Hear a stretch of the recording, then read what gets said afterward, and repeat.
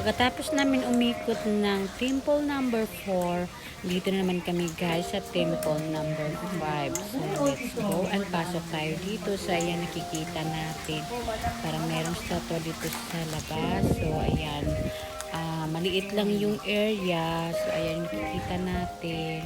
So as usual, tahimik pa rin at meron kasing tinatawag sa kanila na may mga taong may panata na araw-araw sila andito, tsaka iniikot nila yung buong 88 na hindi ko alam, parang temple ata. So ayan, kasi nakita natin na hugas-hugas sa kamay, Ganun talaga.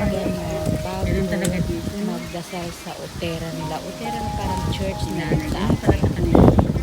So, guys, so tingnan Kailangan maghugas daw. Para hugas kasalanan.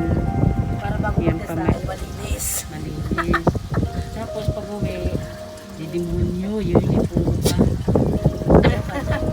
So ayun guys, taimtim tayo magdasal para naman dinggin ni Buddha or Panginoon or Allah ang ating prayers. So ganyan yung culture nila. So yan na yung paligid, tahimik at wala masyadong tao.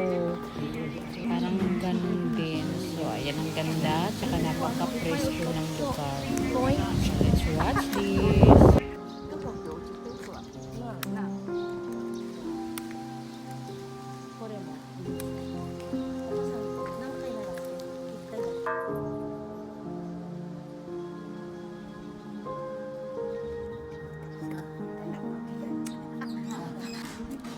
Ayan yung upas na dyan, medyo maano dyan. Dito, ano?